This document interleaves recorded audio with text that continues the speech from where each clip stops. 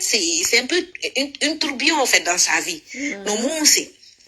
Andi, on a un problème tout le temps, il faut oser le dire. Communauté mengon, walidiral mengal kaka unuko. Kere peng, kodong hadi. Ko hala witum hebi hala. Ko hala witum. A famille, hande si tawi quelqu'un soit, hande Marama Touré, Djangoula el résumé nane, elle a son côté positif comme elle a son côté négatif. Surtout non kadi sa woni personne publique. Hande Mariam Touré, c'est une personnalité publique où il y a plus de 2000 personnes qui te suivent. Ouais. Himɓe ɓen no yiɗi mo fof hiɗamo kono no woodi buy hiɗuɓe mo no woodi buy waɓɓe confiance e ko woni wadde kon no accompagne mo donc il faut qu'on s'accepte nane giɗo fulɓe no ɗo woɓɓe no yiɗi mo woɓɓe yiɗamo an halima laɓe ɗo woɓɓe no yiɗuma woɓɓe yiɗama et c'est comme ça la vie hay goto wata yiɗude fof mais il faut kadi jonidiren le respect e goɗɗo ɗawa jonude a wima on hara critiquade ma ara yennani mo ɓe niveau de vie mo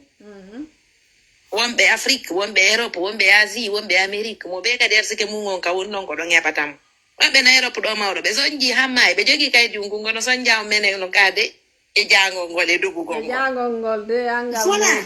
woɓɓe no Afrique hande ɓe ara Europe ɗo juste pour régler leurs affaires ils rentrent haaju maɓɓe ala e jooɗagol ɗo ils ont leur vie ils ont leur business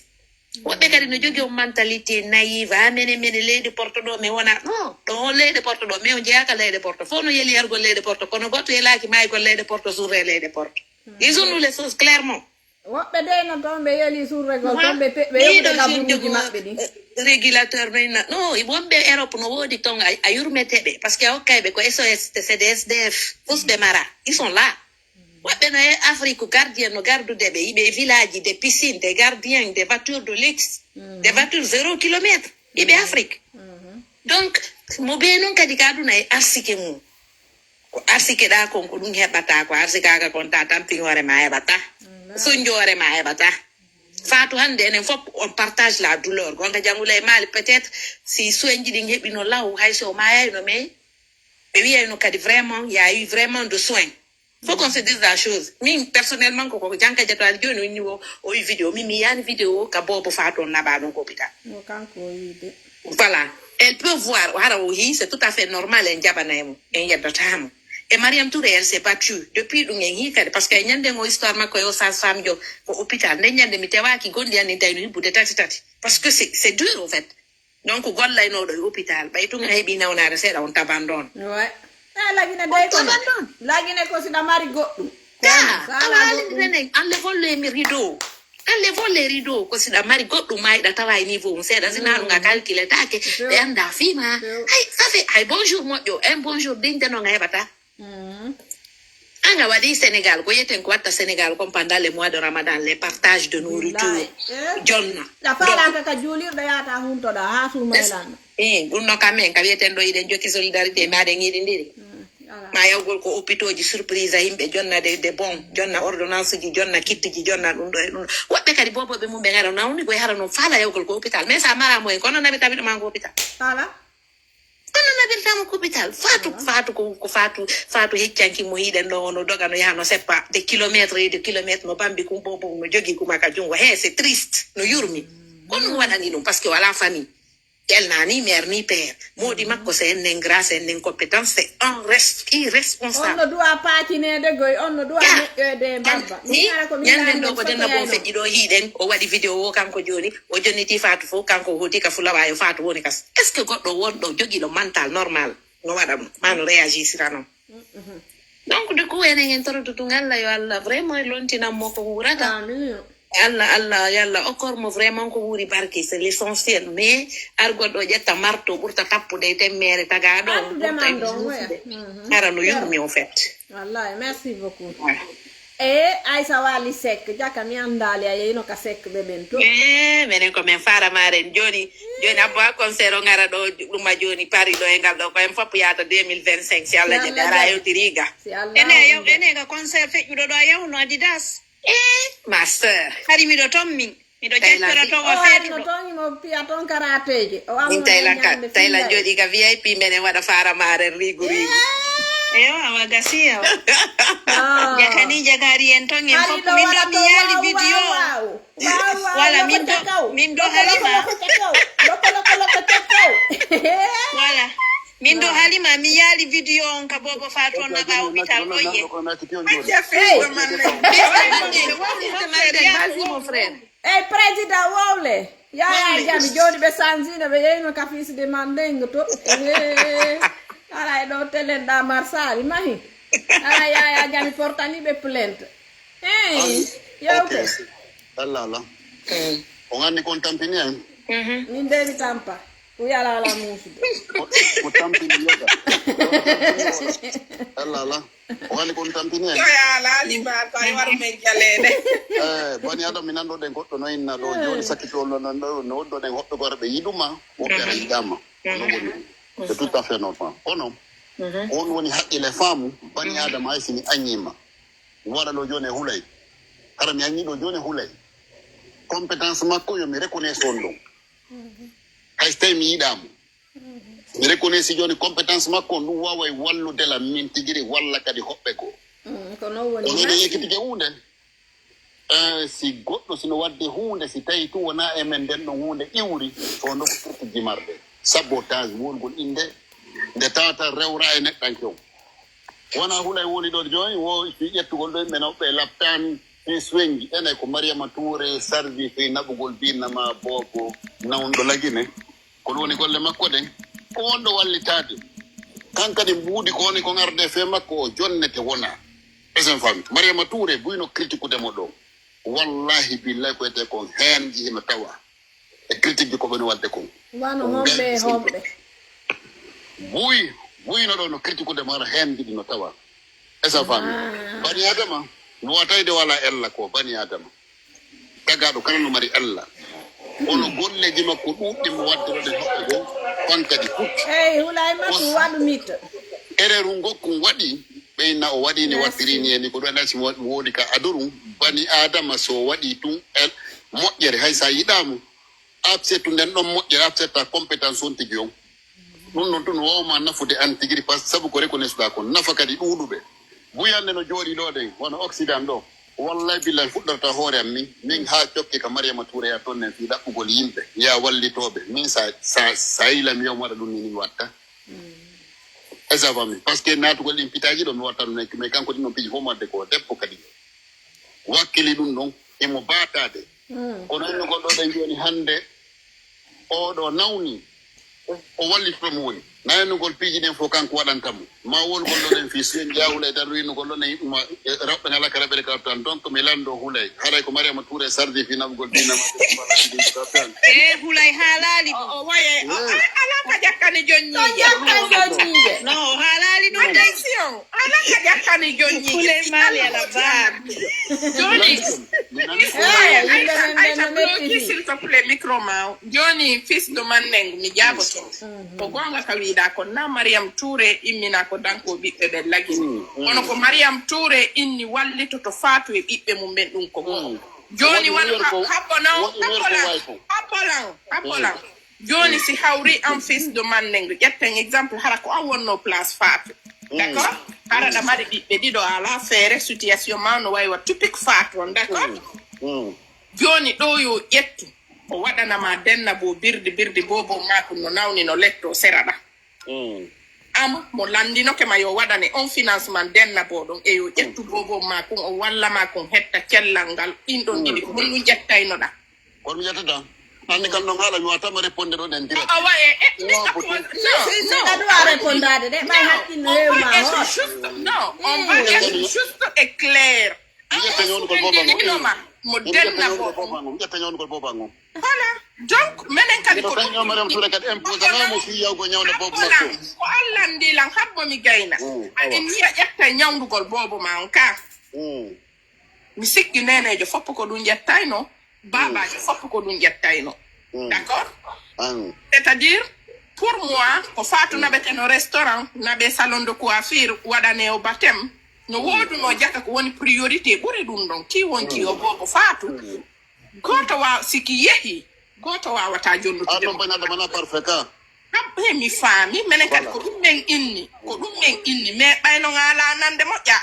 ala famude de mo nanude wari yo ata kima sista hulay ta tan ni inni si hawrino nenejo kala ko innayno joni yo ya waɗana ɗum ɗo fof walla bobo an on hetta cellal ngal fi bobo yo hettu cellal ko ma o naɓe laptane waɗane examen ji ɗin ɓe anda ko honɗum on nawni ko si ɓe andi nawnare ko nanguma si ɓe innama a fils de mandeng ko gastro jogiɗa ko lekki gastro men jonnatama fils de mandeng ka palu jogiɗa ko lekki palu men jonnatama ha bobon hetta cellal mum ngal si bobon hettino cellal ngal kala ko hikkitiɗon ɗum ɗon fof harayno ko welo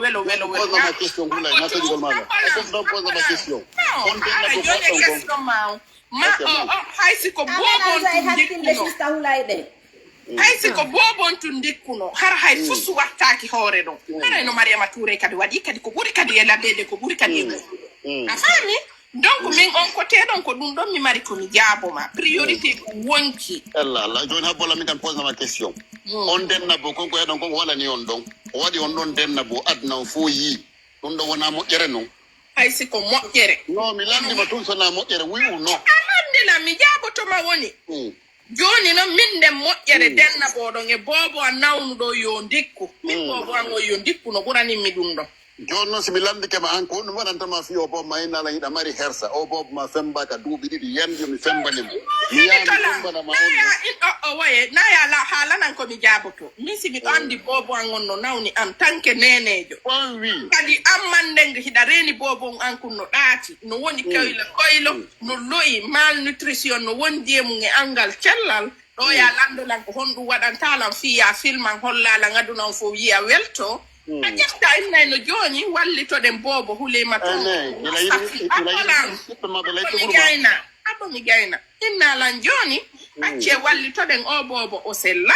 joni naɓen mo ko labtane se wallitike o ñawdi o hetti hoore makko o hetti appétit makko o ndikki après kala ko wawɗen en ɓeydita e hoore ɗon si hawri kadi e wawali fuyi haray kadi alhamdulillah e waɗi ko pa jano kadi ok donc selon vous si de bonne mémoire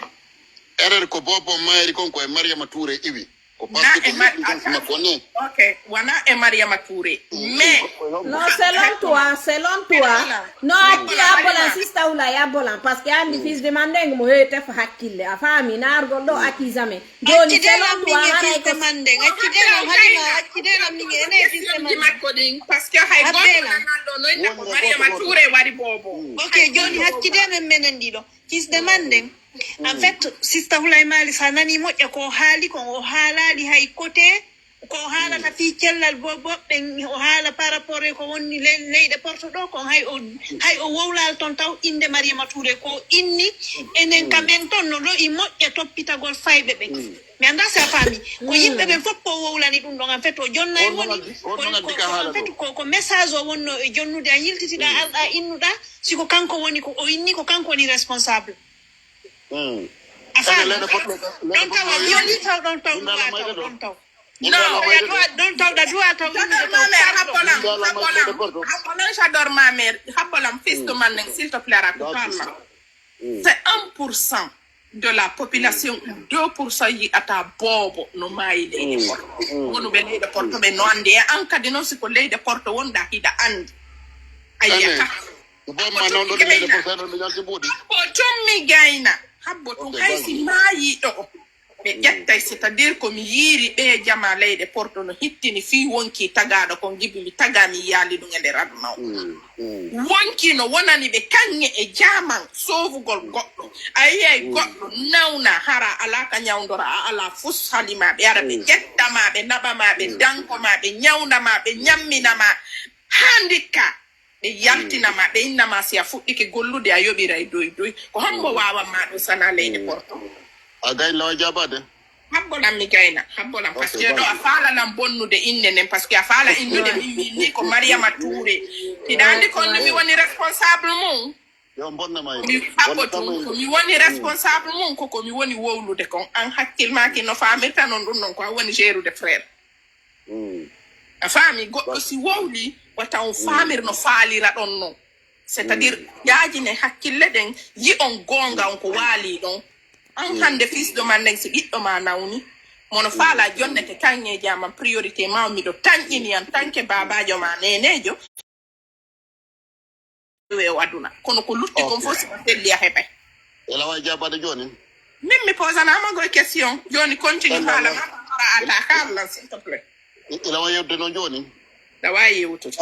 ni leyde porto wiɗo ne hoɓɓe ko ƴayɗo ne e pellere ala ko ñawdoro siko saban so yewte nayi a seyti sa seytini mi wata yewde non fista wula jawnuma ɗo mi sikki ka voilà min mi seytina nane ndiɗo woni yewtude jonmu point de vue ma ngel ta ko fi sista wula jawnuma ɗo par ce que si tawi ko fi makko aray ko ata ko golmo mais ko débat waɗa débat on c'est normal yo waɗe yimɓe ɓe yewti voilà ko débat donc ta occupé sista wulay donne ton point de vue merci Lama ok yonaɓe milan ɗon o woni ɗo fi leyɗe porto o woni fi afrique o wiɗo ɓe ko ƴawa e pellere ko ñaama ala ha oɗo jiyo sakkitiɗo wolugol ɗo o inni wo kene woɓɓe kone ɓiɓ maɓɓe no nawni kono ɓe ala feere koɓe naɓiraɓe kalaptan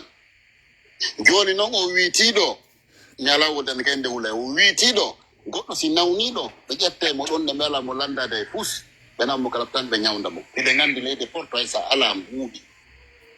si hoore muusima ɗo hayso kollu muusima ɗa wawi ɗaɗowa yawde kalaptan ñawdoɗa hiɗe gandi ka men mo ala moyen wata ñawdade no woodi kadi kamen marɓe nawnaji tawiɗe ɓe anda fimu no wawa ndera o debbo mo ɓiɗɗo mongo mayiɗo hara bobo no marno nawnare wonde grave nde tata e nene makko anda par ce que ɓiɗɗo kon ɓe yaal l'école ason fami jono mariama touré o yimmike o ari ɗon o anda titi yo kononi ka galle koko yewta ko mi kubbeta ɗon seeɗa yaafoto ene mon frère ɗa siivude mariama touré ko question goto ɗa siivude mo hara hakkunde ma e allah mon frère hara ko ya wowlan allah a ndaari faatu a ndaari ɗin vidéo ji a yiyaɗi on bobo ɗon no nawni hara ko hakkunde ma e jagguɗo manko no a famat min nama bobo no nawni ma nawna ko exemple moni jonnude ok fami mi inni joni ni goɗɗo nawnan ko aɗa wawi nawde ɗo afrique ɓa ɗo nawnare ronka andude nden nawnare hara nayi on bobo est a fami par ce que ɗum tawgol laptan ɗuma ndeyɗa goɗɗo mi laptan o andu ara o soñjike hara tampere nden ɗuuɗi on timmi laptan iɗani ɗum ɗon ka a ara e leyɗe porto kene ɓe wonnama nawnaji ɗe a andano fimu ta ko ma ñawdoɗa ɗum est ce que a fami ɓesɗo man neɗɗo sa anda hunde hay goto felatama kono oɗo bobo depuis faatu yiɗa bobo no nawni ça fait plus ani hula a moni ko ɗumlen falata mono mi monaki wallahi mi monaki ko ni mi yewtirta mi seytinanama hakkude yalla mi falato ginnude oɗo bobo dewde hay nene jonno andi babajo on kadi mariam touré sonkanno babajo yoɓe naɓu bobon ko laptane babajo ɓippitindinama ba voilà ɗonno mariam touré ko debbo ka piiji gon ton hay antiki ɗo ɗen hara kaka place makko ɗa wano wadde toon ne eredi ko ɗi anda min ko honto mi kondani jama on ɗuɗuɓe hoɓɓe gono ton no wawi wide no gasare ko rectifigol mo hoɓɓe gono tolle ko aigriyagal simple ɗum ko ɗum ɗon noon hara e moƴƴa sabbo min ko ɗum walla muusude asi a faami min si tawi vraiment a woni fi neɗɗo fi ellaji makko e puis on kadi rectifie o neɗɗo hande ko wonɗa ɗo ni buyɗo no jogti contact ma wulay ene wonɓe ɗo ɓen onon ɗo no andir no gasare ko on ɗo ganda ko min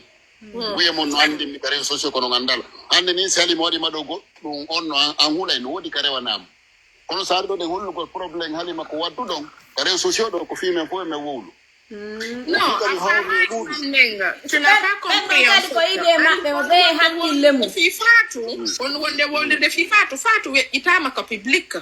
c'est-à-dire il y a pas de privé fi faatu ñanda sa famille donc on n'a pas besoin d'aller que privé et min hay mi ala tan ɗaɓɓutugol numéro goɗɗo fi noddugol mo pour te dire parce que ko woni wadde kon fo mariam touré kaka toile woni expose de donc on n'a pas besoin d'aller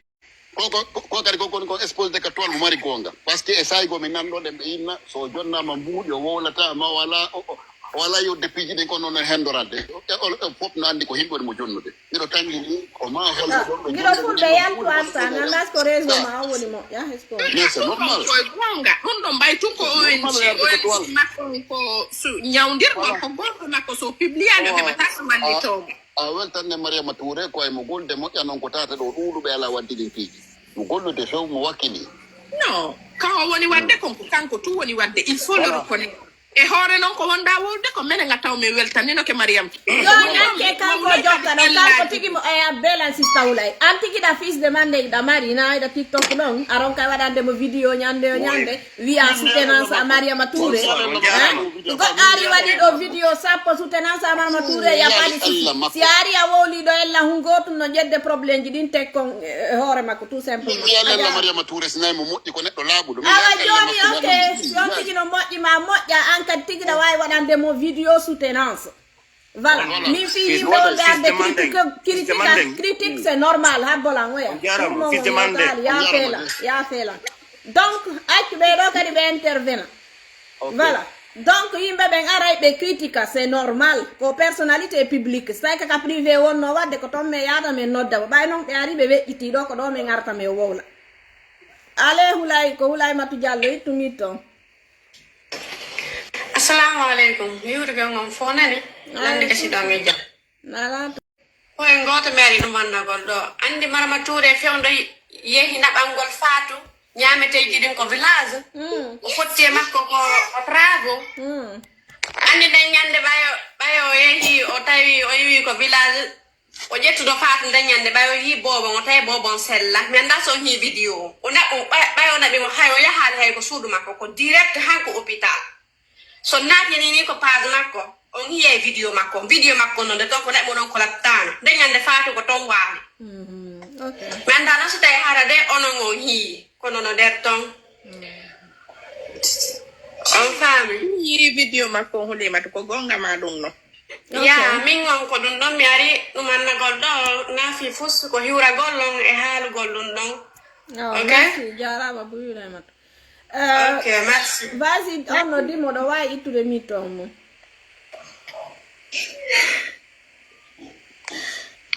voilà justement on min mi faal no tum wadde intervention hakkunde fils de Mandeng min no mi famiri non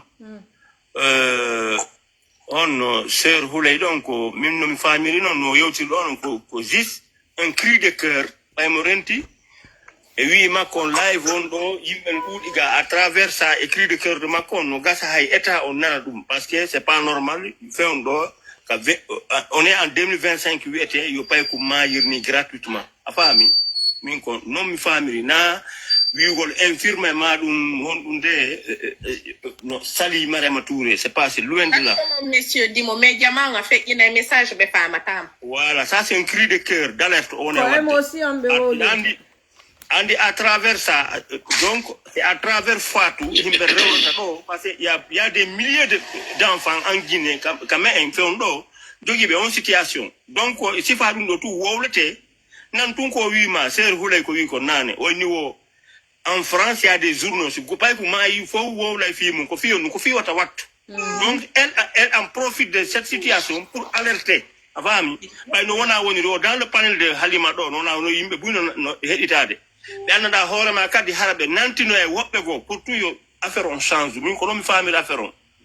donc ɗum ɗo c'est ko waɗi nécessité waggo sifaɗi débat ji humpita jama ɗumanno informe jama on wondema ɗum ɗo yo accu kañum kadi ka me en ɓay no wona woni ɗo andi plus l'information passe plus piiji buyno acca o yii min ko noon mi famiri sœur Hulay ko ɗo ko hare ko ɗum ɗon mi fanno wadde intervention film merci monsieur Dimo j'espère que ɓe faami au moins a ɓay men mi wawali jonnude message on goɗɗo no winda ley ga wawa kono mi jonniri noon a wola goɗɗo hakkude yalla Allah lando hakkude yalla ok ko Taibou Keita assalamu alaikum waleykum salam on jarama nala ton jantum min kadi justement ko intervenugol ɗo seeɗa non ko sister Hulay o cippiɗo ko ɗum anni kam piyo bobo Fatou par ce que mi ari mi tawi no wowlede fils o yehi mi anda so tawi woni o naɓano ko lattane so naɓaka kono min justement min mi yino ko naɓaɗon ko lattano bobo on ko naɓano ko lattane so naati ka konno de ka page Mariama no gasa haray so ittal haray no ton min mi darno vidéo on ko bobo on naɓanoɗon ko lattano min kadi juste ko fi wolugol fi ɗum ɗon no nawonde ko fi ko juuti ko fi ɗum ɗon tun non andin ko mannago wonugol min mi yii dal mi woni témoin mi yino ɗum ɗon on vidéo ɗon few kono andi si gonga ɓen tagon si muyɗe ala ɗe goɗɗa ala feere majje kono noon tun wata wiide ok Yeah. Merci, Jaram. Okay. Thank you, Ankari Lanko. Thank you so much. Merci. De rien, ma chérie. Ay, hakku dégg yàlla. Voilà, même une problématique. Il faut venir parler de Cellou Dalein ou bien tu parles de Mariam Touré, journaliste non engagé, avocat non payé. On va parler, hein. Franchement. Voilà, il y a un problème. Mi lira na ndo moja. Kama woni nene problème. Même si problème puti mais fi bay en fait. C'est que hara idon andi problème ko honto woni ko tay kon faatu. Himo mari hakkil goy kono ki uda to moja. Modi makko ko non uri fetude. Sina makko ko hay ki ala. Tu vois parce que andi si tayno ko neddo wonno do normal moja ara mo jodo di hakkille ida fini ida fami. Ina jufulu si tayno ari no goddo wi no wadande ma denna boji ay bobo ma no nawni ayettono mo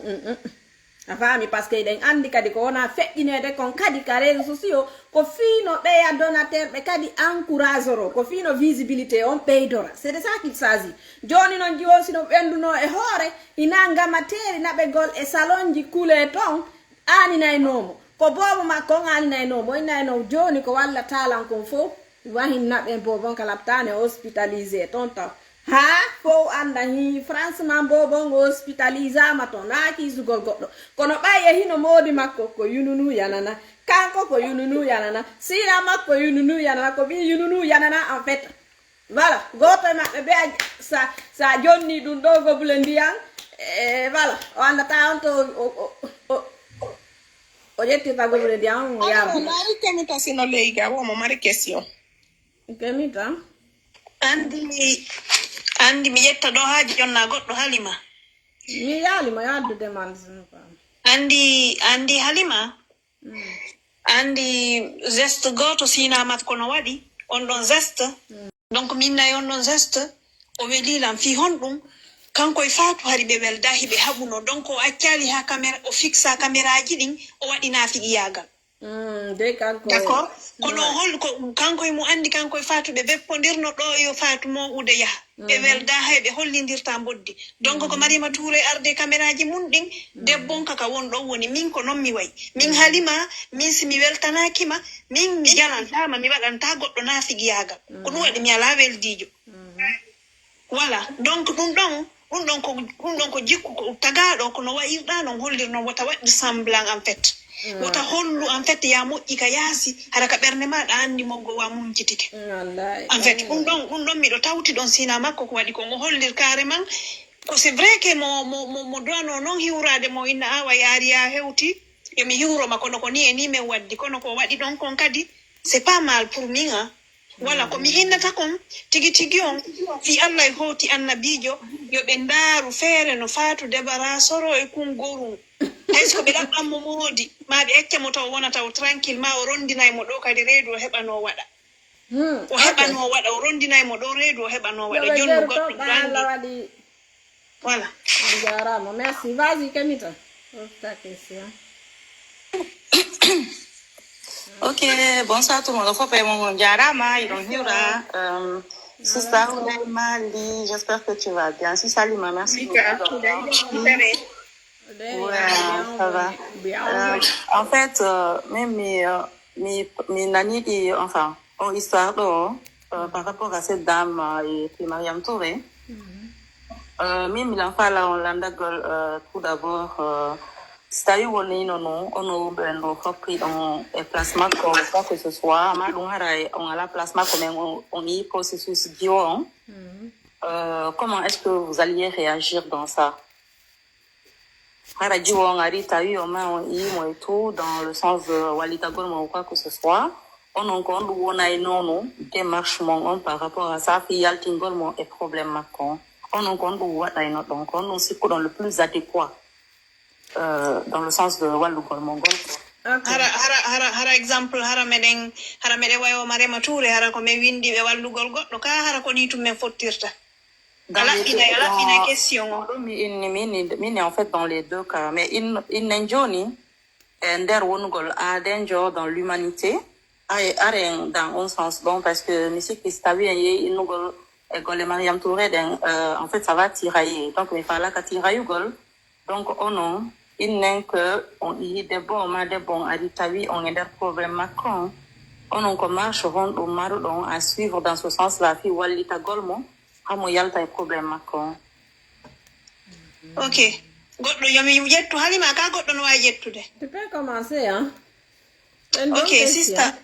sista mi andali ko sabu hon ɗum posirɗa question on parce que question on o laaɓa moƴƴa kono wano exemple min mi jonnama no mi wayi non wano exemple hande harayno miɗo wonno ka place ka Mariama Touré woni ɗon ma ɗum hara miɗo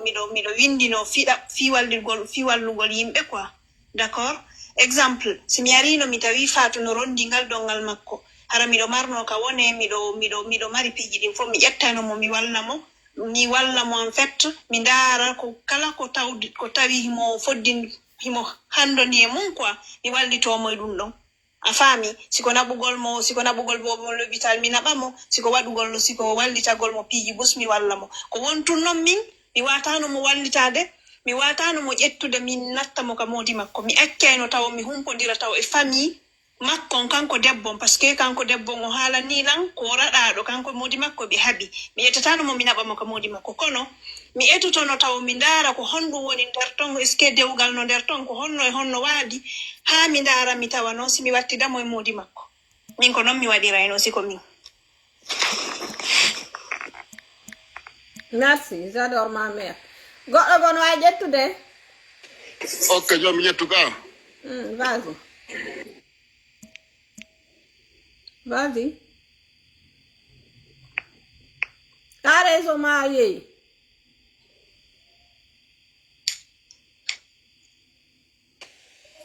ene réseau makko yeeyi. Ok. Bon, falaɗo ƴettude on wawi ƴettude, hein? En fait, moi, j'aimerais bien rebondir sur sa question, si j'ai bien compris. Elle a posé la question autrement, en fait, Kenita. Vous savez, on vit dans un monde, dans une société qui est un peu cruelle. Disons-nous les choses comme ils sont ou telles qu'elles sont. Nous sommes tous des Guinéens. Si on parle social, là, nous sommes à 2%. Yala pour la c'est une âme sociale, que 2% Portugal, c'est très rare. Déjà, ben ignoré tout. Parce que Dieu qui ben moins dit ben arabe 4x4 blindé, vitres teintées, ay gardien qui a pas accès, mais ça que chauffeur Dieu m'a en là en demandé. Ça c'est un premier point. Un deuxième point. Ko wano inkaji won pe social, imbe buy go yande la Guinée ou en Afrique, no mat de ONG ou dans le social pour aider les gens. Mais Mariam Touré, par exemple, parce que c'est elle le but. Quand on est tête de fusion, en fait. Hande Allah aucune chance, on wadi, et puis Allah wadi barkiemu. Parce que quand on wadi hande, c'est republié, au fait. Que ça soit du bien ou du mal. Parce que quand on wadi, on sait pas dans le bon sens, mais ni dans le mauvais sens. Et que vous dites de confort, c'est dans le bon sens. Parce que y'a encore on a la okamo nyama. Goɗɗo no nawni walla mo ha o ndikka goɗɗo ala suudu okka mo tuwa yahatawa école ji mo intine yahatawa o juulirɗe mo intine hay sinaka poche makko ni iwde mais ko kanko ni wonde sabu on koye juuɗe makko ni rewde. Parlons social. Peut-être min par exemple moi Aïcha Kane milan wawi fottude no e Fatou peut-être ko mi jogino ka sakkankon peut-être ma ko Allah arsike mo juuɗe ankon ko mi ƴettumi ƴettata min nana bo ma on kala taani mais pour avoir le temps minna mi jetta tanga ngo wada suivi mi jokka Fatou est-ce que on a bi bobon ko traitement honɗum o mari ko soin honɗum e mari ça demande tout un processus ça demande tout un temps ça demande ɗum ko golle ɓernde non Mariam Touré quel qu'on soit ɓernde makko nden ko ɓernde makko nden woni gollirde il faut avoir une bonne foi pour faire ce qu'elle est en train de faire. Donc la question elle n'est pas claire autrement mais si j'ai bien compris peut-être, moi, peut-être personne. Non, ma soeur, excusez-moi, je ne veux pas beaucoup. Me rebondir ça. Non. En fait, mes questions, c'est vrai, à la base. Mais là, c'est à eu en place Mariam Touré, mais après, je précise, on personnellement, humainement parlant, et socialement parlant, on a un peu en fait, des sister Halima, donc, on par respect et tout, et sister Ouda et tout ça, Kolanda Gol, on a personnellement, on y notre débat, et des problèmes macron ko yiro mono mais effectivement a répondu aux questions donc j'étais précise à la fin mais il nous gongol on personnellement harandara tout d'abord Mariam Touré on est dans des mondes et mo remonter ko processus hon bu ettayno don wada non debbo on han o heba solution au problème macron c'est ça ma question en fait en soi d'accord. Miɗo andi tigi on. Non, j'adore ma mère a gagné, yafo. Non, miɗo andi ɗin miɗo laaɓi reedu, miɗo wawi wallude goɗɗo ɗum ɗo, miɗo andi ɗum ɗo. D'accord. Ok. Voilà. D'accord, merci beaucoup ma soeur. Ok. Merci. Voilà, min kala wawi yewtude hein. Yoɓe kanno leyka, ɓe wawi jonde point de vue ji maɓɓe ɗin. Voilà, hara ko minen wonno, hara ko min par exemple wonno place Mariama Touré on. Mais mi wata wonde place makko. Hay mi ƴettata exemple parce que mi mara OMG. Mi jooɗi Maroc ɗo. Ko dépense an on mi woni heɓude. Si mi fotti e neɗɗo ka yaasi, mi daari mi tawi no tampi kaka jiifam ɗo mi woni ƴettude. Mi okka on tigi yaafeelan. Voilà. Ko en faamodiri kadi. Mariama Touré kadi ko wonaɗo jonnede. O yaa o wallito kadi yimɓe men. Donc kadi ɗo yo debbo on iwde ka village maɓɓe ko hina beyi e baali o acci ton. O acca ton feetuɓe. O acca ton yimɓe voilà ɓe joɗɗoraki hoore maɓɓe nden. Mais ko yon état makko ɗon ɓe accimo o immi o yehi. Ka moodi makko accimo ɗon. Sina makko watti ɗon. Famille makko on fof e jaajirawo makko on ɓe accimo ɗon o letti. Hina kanko tu woni yaltude ka village ji men yimɓe voilà yimɓe hettiɓe fotta e makko mais hara ɓe waɗata hay fus. Donc Mariam Touré ko kanko décide mo mari OMG makko o décide o wallitoto yimɓe tampuɓe ɓen. Joni noon donateur ɓen kadi décide wallitagol mo ko kanko woni sabu on. Donc si an kemita ari a posé men question ko peut-être min pour moi no mi yettiri non ko parce que tu n'es pas d'accord e débat no me woniri waɗirde noon selon ko mi woni yewde kon e fe Mariama Touré joni ko ɗum waɗi si arɗa innuɗa men menen ko honno menen si tawi ko menen ko honno me wawata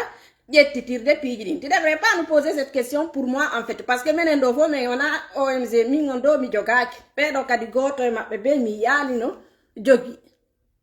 voilà. Mbiɗo wawi yewtude ɗon awa ƴoƴƴu ɗon awa mbaalo a weltanama ONG tu woni wallitade jama on wona rewa fi ONG joni min siko min hara mi fottu e wona on jiwo o wiyete Fatou mi fottire makko ni ma ɓay mi wata fottirde ni kadi mi anda e makko Mariama Touré o humpita fi makko hara goɗɗo noddan ni kiɗo fulɓe ha jiwono ɗo mo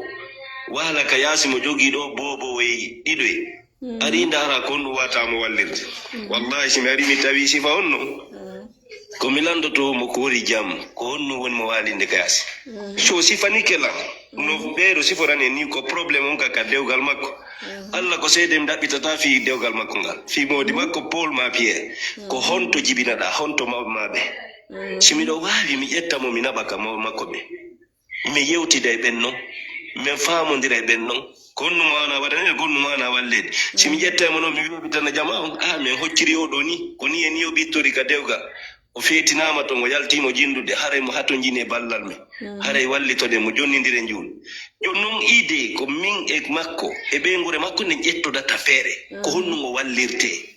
ko honno hana wallirede wona on bobo sino nawni ko honno on ñawnirte ko sifa ɗum noon mi waɗayno kono wona ƴettugol on jiwo momi hocci e laawol hoccide ɓikkoye mum minna mi natta e on e ɗum ka ɗum bonoru woni mi waɗata ɗum aduna mi waɗatano ɗum min hara min ko ɗum mari ko mi waɗa. Ok. Combo kadi. Alseni, tu es là, tu peux répondre? Bon, ko frère Guido Fulbe yoti kondo donc kadi la woni d'accord e makko e parti jigo buy donc en fait. De ngandi enen kam men wona faale men ne waɗete la plupart koko timmina ɗen ko en fait enen e wiya no comment dire simɓe no janni en kamen neɗɗo si woni ha o kama gorko a fami kala ko waɗata ko on gorko ɗon disotoɗa a fami joni si no wawi wonde hara jiwon piyaka si yalti a fami hara jiwon yaltir ni majjiri ni c'est possible avant mi awa ko honno wawata andirde que gorko on no lettude faatu honno wawata andirde a posanal mo question taw fiɓe modi makko a yaali landiɗa modi makko ko on ɗum avant mi sikki mariama touré naɓu ɗo o yaha comment dirais je ha ka village ton on vidéo go no existe voilà o nattunomo ha ton o ɓaano gorko woni a yiɗa anday tawi o wona après junkum arti mena ɓa junkum arti oya fuɗɗi mariama touré fuɗɗi noon wallitade junku yimɓeɓe o yatti waɗi vidéo ji wo mariama touré no sennudoya e modi mum o yenna ɗum fof ɗe gandi ɗum ɓe yennimo ɗo vrai a sendiyoya joni o yahari mariama touré koko fi junko a touré no wolude fi faatu tum ala wolude fi modi faatu yimɓe yenni ɗo mariama touré o mariama touré no heldi jogala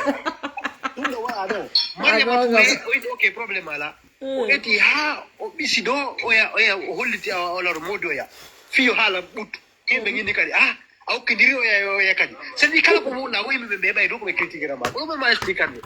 parce que on faami min on hara ko place an o hara place an o sin fotti on ɗon ɓe explique ila mi landike mo o inilan ko ni e ni mi yaha e haka modi makko mi yaada e makko a faami mi yaada e haka modi makko mi explique o explique ala si mi dari mi tawi way ko ittimo ɗon kon ko peut être hara o yiɗa modi makko woni ma ɗuma ɗum no mi melta ko pasare ko affaire giggol mais so tawi ko ittimo ɗon hara ko lette kono min ko mi ɗon oya ndu suudu ɓe holilan ɗon min ɓiɗɗo am wiyatamo hoɗa ɗon mi accetemo ɗon o fait hayso goɗɗo o sa lawama ittude ɗum ɗo mi ittete a faami voilà donc mariama touré ɓa daari on situation o noddi yimɓe ɓen noon yo wallitoya junko ngu naɓano ka hôpital ɗon vidéo sa daari ka page oya yiyey a faami ala ko ɓe waɗanaali oya kono mi halante piyu gotu kala ko mariama touré neɗi waɗugol ɗo yimɓe ɓe jaltinay ɗo contraire mum ɗum habbe ɗum sadi kala ko waɗi o wonay contraire non alseni yimɓe ɓe no wolude de andi onon ko fiyonnugol reconnaissata yimɓe ɓe no wolude ko moƴƴi kono ɓe critique kadi ina fo woni waddemo ɗo sabotage est ce que mon ma explique no mimi yenni kala ko mariama touré waɗi woɓɓe wolay contraire mais ça c'est normal pour moi min dal ko no boni ɓeɓe ɓe wolay contraire kono mimi neta mariama touré kono wadde ko yo waɗu hara o écoutal ɗo bruit ji ɗi o fait sa ini a yedda bruit ji ɓe feeti ene alseni an si a waɗi vidéo a posti ko yimɓe jelo arata ɗon critique ma yimɓe jelo commentata ma min si ari a yendilan a waɗi ɗum mi ekkutatama c'est à dire sens vidéo o kono mi continuata o fait min haade yallo langadi ɗon public ɗo goɗɗum are mi supprimi kadi par ce que mi watta womi calculé bien avant de faire tu comprends mi natta e vie goɗɗo mi yataɗo mera ɗo ha mera min nawoti ko ɗuma mara mi juge goɗɗo ni tun tu comprends voilà min ko hommo mari probléme hara ko mi andi ɓeɗo ɓe représente pays o mais neɗɗo ni simple ko Allah o ma juge de mi merci kemita pille cadeau kemita noon aɓandema ɗo ngal seni ye kan ɗum addani cadeau non merci donc min ko mari komi landoto ok vas-y guiɗo bobo fatou mo feƴƴini mo be feƴƴi fatorte e yarli wallugol faatu no hato jini filmugol mo ko woni wullude ɗon o fito sonka o woya ƴetta ɗum bugo ka réseau déjà faatu andama accugol ha gondi ɗin hokka filmamo yewta ko andina jama on a gueɗal makko on feƴƴini e ɗum noon ɗiɗi ko ɗum ɓuuri important ko ɗum woni nden fanunde filmugol wonɗo wullude fatunde ƴetta bugo ka réseau quelle intention qui est derrière ça bandra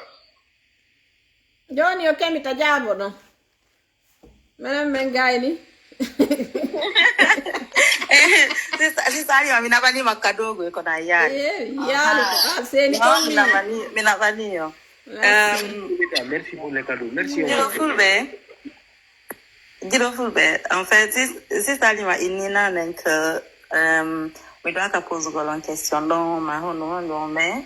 en fait question encore normale mais mon cas là non parce que franchement voilà moi je pense que la question est légitime tout d'abord. Guido Fulbe, mi langan doma depuis ko Facebook a fami lang andi que mi woli fima a woli fi an ko ɗum ñamba ya ƴawi ino ɗam mbaalo ouais pour l'information hein Voilà. Donc, Milangandi, me défendit ma Pijigo, surtout malgré que Ayaltiwa ou la Pijigo rien tout qui n'était pas plaisant. Mais la main de combien tout le monde comme surtout quand on a d'accord surtout. Enfin bref, la justification. Mais pour information, on peut continuer le speech en d'accord. Un beaucoup de choses concernant full bien. Quand on y a une dans l'attachement, on dit full bien. D'accord? On met une que quand on a des projets rizières en Guinée, surtout dans le foot, donc rizières qu'on maro, qu'on remettait donc. D'accord? Et c'est une chose que je ne cesserai pas d'applaudir. Mais quelle la mais parce que même pour moi, Guinée a un projet, donc on a dit un projet donc en fait en amont. Donc je te félicite pour ça. Maintenant, au-delà du fait qu'une nouvelle défendre la PID ou quoi que ce soit, on déteste la PID, et on est d'accord. Autant qu'on soit là, il faut qu'il y ait une controversie parce que il faut qu'il y ait une affiche à une personnalité publique, bien entendu, mais il y a des mais mon cas est perception, mon message, orateur de quoi, c'est-à-dire, encore a dit comment, encore a dit comment, mon cas n'a pas de droit, critique, mon cas n'a pas de droit à dire, maintenant, pour répondre à la question, est-ce qu'il y a besoin d'exposer? Maintenant, moi, un cadre, mon en soi. Moi, entouré, on faut qu'on y ait pourtant. ONG Kododi, qu'on dit, et on est John Moudé. On il m'a piégé. Si il y a une distribution, c'est-à-dire que quand on est entre les deux, quand on est communicant, quand on est intermédiaire, et John et doit être on est d'accord? Donc, ce qui veut dire que, en fait, John Moukom, quand on est distribué à Guinée, on a pas on va quelque part, et qu'on parce qu'on sait comment ça se passe dans l'internet. Mais c'est à dire on est mais je trouve ça légitime peut-être que et que manière non étirer non pigi non wonir non wat ko lara peut-être mon rôle là yes of him oui là je peux comprendre le désarroi de certaines personnes.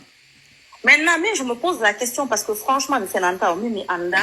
c'est à oui woni Mariam Touré c'est fini est-ce que quand on est ben en fait comme un accord inugol et d'avoir en fait hier soir mengol mi anda parce que hari mi alaton et puis mi landa kimo et puis me yautata me yautali ha hande en privé Mariam Touré et un d'accord mais yautali verbalement jamais de la vie verbalement on a parlé donc du coup je me pose cette question là est-ce que Molandino approbation maintenant on s'est eu mon oui parce que il y a aussi la possibilité de flouer le visage de la personne enfin quoi Johnny donc voilà donc maintenant c'est au-delà de ça oui je trouve tout à fait normal il y a mon film maman live moi direct sur parce que on a forcément bout il m'a connu on a à chaque fois ou quoi que ce soit quand il on est John les ça ils n'ont donc on anda ko ben himbe kon woni mo landa en privé comme preuve ou quoi que ce soit donc quand on utilise d'après moi puis holugol que OK on Johnny là donc il y a une comme wat ikon mais landi que on mission parce que on a besoin de on en ça d'accord donc on est étudié donc il y a une résultat ça d'accord mais ici on ça d'accord donc oui elle a le droit de montrer c'est tout à fait normal mais en fait elle est Guinée comme quelque chose de mauvais de méchant mais tout au long d'une journée ça et tout ça toujours toutes les ONG qui font des dons ont toujours montré je ne comprends pas pourquoi est-ce que doit en fait Mariam Touré je suis désolée donc donc il a rebondir sur le guide de Fulbe en fait ida andi mi anda onon ko on famu don ONG min ko mi andi kon ONG ko marbe planji mum hendo jawle juude laamuje juude institution je juude système ji ara okora yimbe holla awa onon do jonnunobe membe o lime men okori awa non mariama wona dum kanko yeebay woni fiyo goddum ar ko dum sendi moy dum no ONG ji ni o weebitay woni fiyo goddum hebo landal mi landi on gal ene ko important film gol faatu ko woni wullude bo makkon don bugo karizo est ce que c'est normal argol tawa goɗɗo no wulla fatunde min se ƴetta caméra joɗɗi selon moi mo wawno wadde tum photo faatu on yo bo mo winda ɗo oya perdi si tawi kadi voilà excusez-moi sila wawi rebondi sude ɗum andi question ɗo non si andi waɗay waɗu prive ten personnalise débat o nanen fo ɗe wolde chacun peut donner son avis hande enen laggine surtout réseaux sociaux enen fop ɗe ñiide si personnalité jo ɗo maayi ma goɗɗum kala sittum internet no doggude ton e onon ko gonɗumɓe feƴƴimɓe ɓen ko yaye makko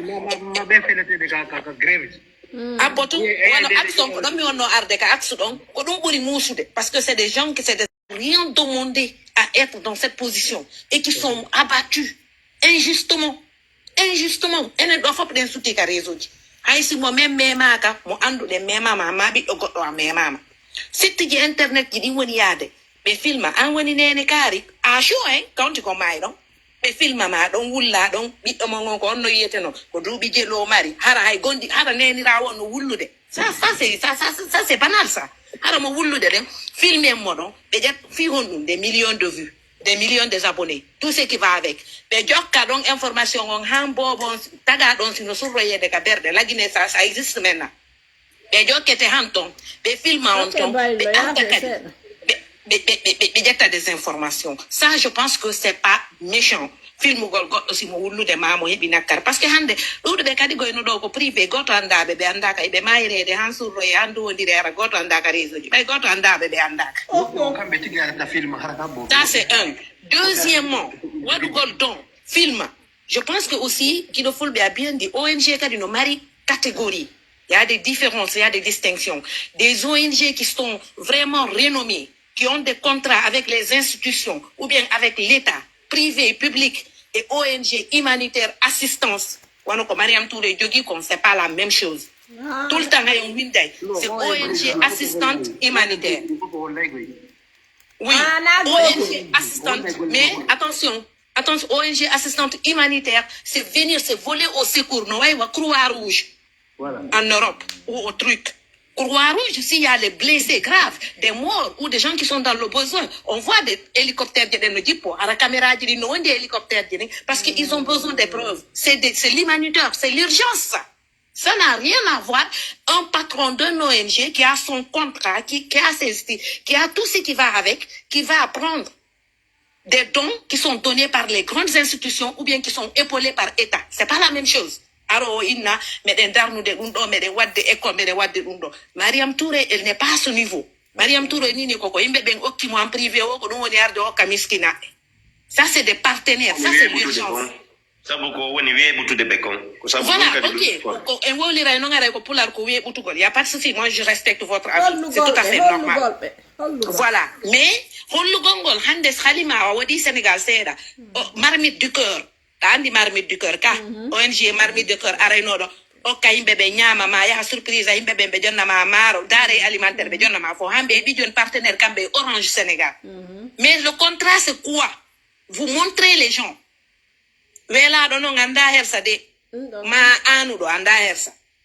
au Sénégal han joni ton tappe o ɗuma marmite du cœur ɓe yahay caméra ji ɗin fo iwra ɓaawo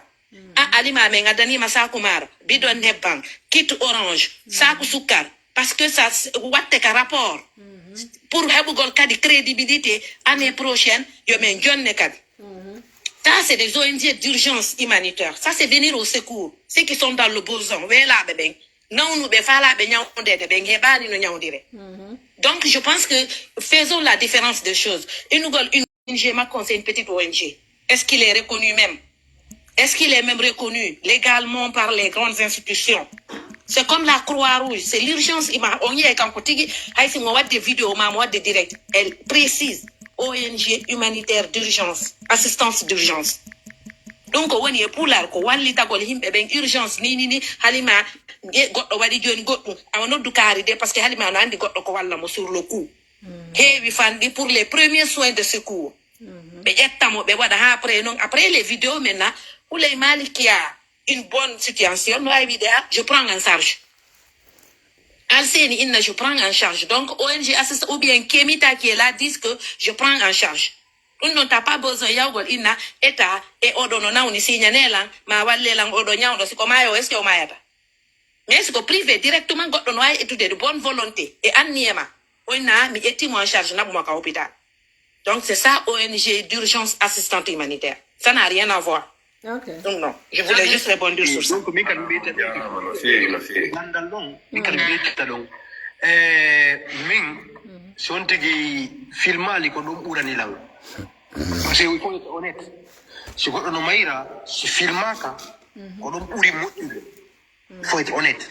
Est-ce qu'on va? Maintenant qu'on si filmama, est-ce qu'il y a un filmé? Mais il y a un cas, des cas fatou,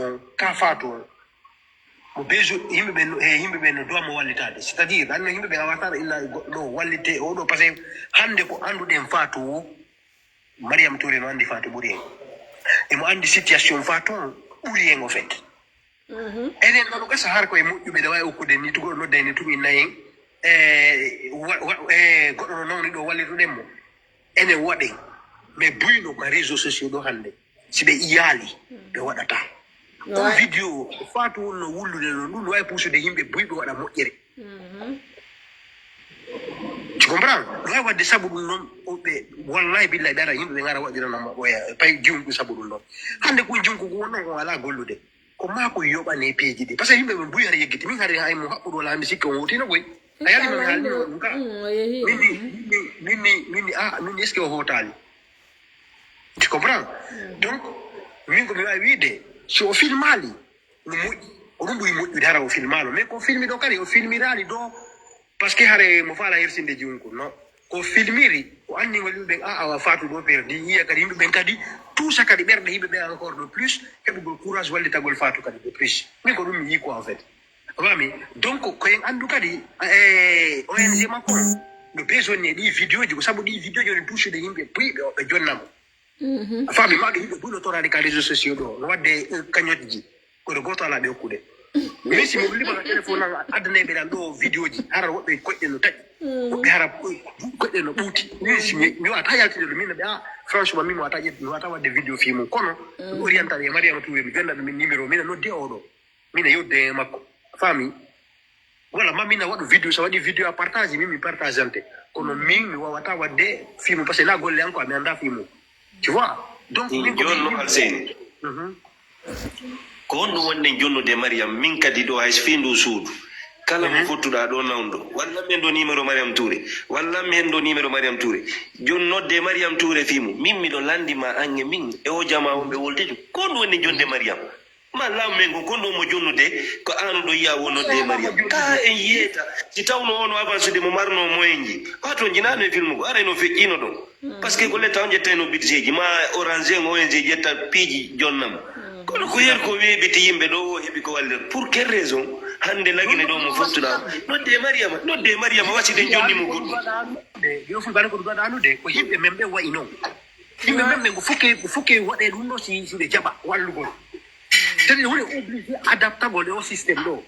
ɗum fala ya famu ko système ɗo ma adapto ɗe mum min mi heɓi ɗo difficulté ko mon ɗo mi heɓi probléme a faami kono mi araɗo mi explique ni goto mais probléme on c'était grave a faami mi perdi min min tikta mi fala mais hay mawɗa mi noddal min ba ben par ce que mi haalniɓe ko stress mbiyetata e maɓɓe o fait stress so mbiɗa anndi ko peut être halima mi expliquanima ɗum ñande goto a faami hari feƴƴi mi anndi comment j'ai surmonté ça si mi arɗo joni min ngari mi wooli ɗo yimɓe ina ayoɓe no yurminkino jooɗi France ɗo no yurminkino woɓɓe ɓe wawata woɓɓe no woodi ɓe wawata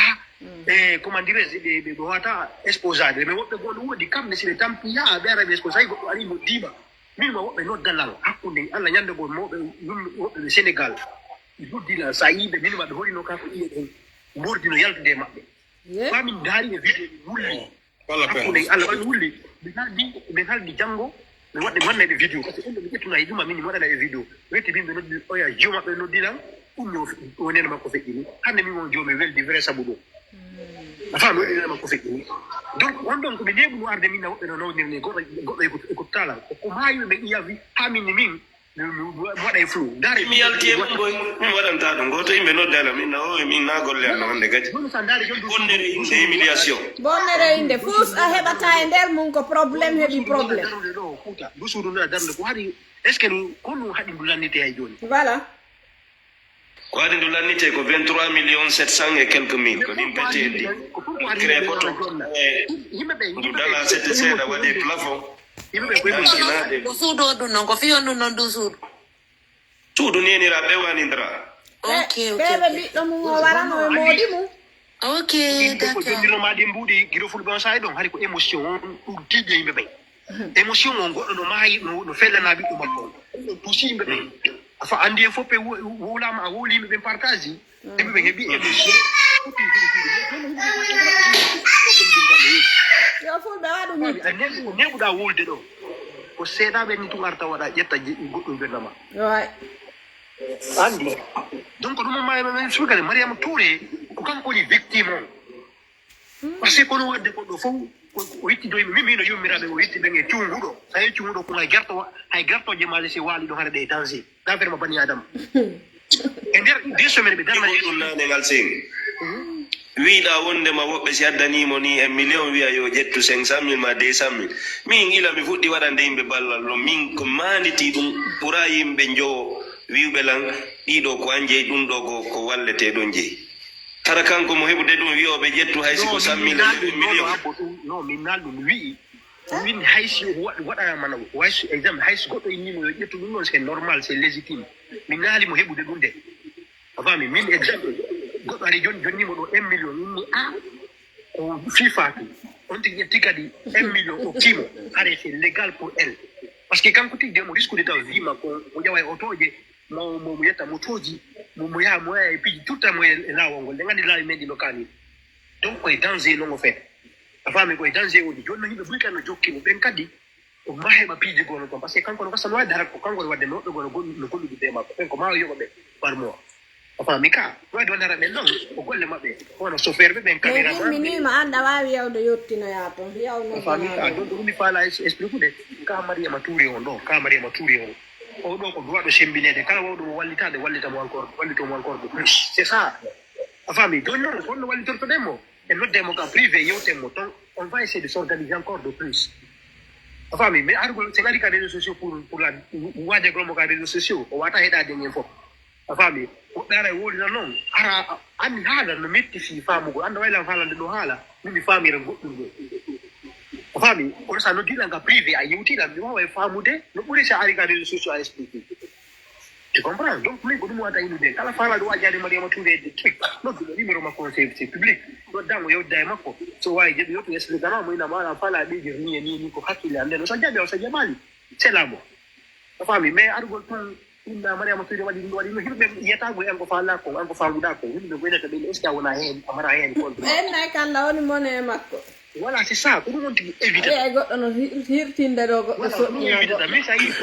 probléme ji ɓiɓe gonnugo mari o jogima o heɓi ha wonen contre pas plus maudit que ta mère y a pas plus maudit que ton père et toute ta famille espèce de vaillou que tu es espèce de soulard que tu es solide yafo alpha yafo billahi gongama koreɓe joni parole yafo nani acce bonsoir nala to jaram on jarama nala to min mi ala tan noddugol mariama touré mais je vais faire passer un message donc ça o hendoto parce que e ɗum akadi mi waɗni j'ai passé un message c'est à dire mariama touré yo utilise mo mari faamu mais faamu makko ko no waɗi noon utilisirde y a des critiques si on critique c'est pour l'aider à mieux réussir na min minonomo e ɗuma mini ɗaɓɓu biroji mamum ɗon ɗe a faami sa ɗaɓɓi bureau une fois mamum neɓata hara a heeɓi bureau partout ko seeɗa mais il faut d'abord avoir un bureau an ala bureau ko wonɗa wadde ɗum ɗo fof sa heɓi joni bureau ɗa wawi landade état on no wawi wallitade ɓe ƴonnama nokkugo ka waɗa bureau ji maɗi par ce que ɓe sutti prévu ji ɗin fof andi donc ONG ji ɗi a luttuɗi kadi humanitaire ɓen kadi no wawi mo ils peuvent allouer un pourcentage à elle ɓe jonnamo mais hara mo uditi compte ko ma udita compte par ce que ɓen si ɓe waɗanima piiji ni ɓe naɓi ɓe jonnima mbuudi ko ma ɓe justifia ɓe jonni oɗo ça passe par des comptes bancaires a faami so uditi joni bureau piiji buyno ton par exemple so tawi de denrées alimentaires o waɗa ton hara bureau on uditay na ñande o ñande mais uditay 3 fois dans la semaine o fixe heure ji ɗin hara yimɓe ɓen no andi wayi Mariama Touré no mari bureau ji o uditay 3 fois dans la semaine de telle heure à telle heure maintenant le reste de son temps simo wawi yawde sur le terrain ɗum ɗo o yaha sur le terrain mais so uditi joni bureau ça peut la permettre aussi d'avoir une vie hara elle n'est pas toujours sur le terrain wonde go o wonay ka bureau wonde go elle est sur le terrain et puis o ɗumanno piiji ɗi fof ko documentation mais j'ai comme l'impression o mara hay documentation ko woni windude sa landi mi wolaki mi mari hay ordinateur piiji yara mon frère non Alpha le sérieux soyons sérieux quand même mon mari bureau Mariam Touré, attention, Mariam Touré est intellectuel, Mariam Touré ne joue un rapport. Non, attention. Tu peux ne pas aimer la personne. Ou bien si tu ne sais pas, il faut demander. Je la déteste pas, mais... Non, je dis pas détester sa personne en personne. Mariam Touré, on va dire bureau, mon mari bureau. Mon mari local, elle a son bureau, elle travaille. Assalamu alaikum. Wota wudutu ñande o ñande de attaque monsieur Alpha est-ce que ɗin bureau ji o yiwi depuis ɓe aménagé ɗi min mi yaali moye majji tawno o yi min mi yaali de miɗo andi ɓe ɗaɓɓiɗi ɓe aménagé mais est ce que ɓe fuɗɗiɓe je sais pas so heɓi joni bureau ji ɗin ko fi honɗum wona tum pour c'est pas pour orner la situation bureau ji ɗin ko fi honɗum par exemple si ɓe gokki jonni mo wuudi imo wawi surde de denrées alimentaires golle makko ɗen ONG assistance humanitaire na golle bureau boy na golle bureau boy mais goɗɗo wawata wadde on andi assistant humanitaire justement